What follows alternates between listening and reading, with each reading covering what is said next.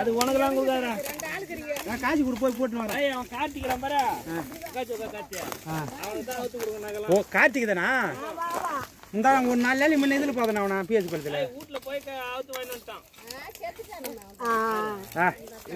இருக்கிறா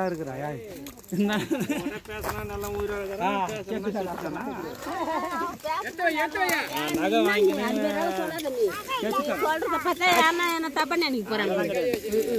பேசினானா என்ன காசு வாங்கி நகை கொடுத்து கொடுக்குறாங்க ஏன் நீ செத்துறான்றா ஒரு புள்ளைய போய் செத்துறான்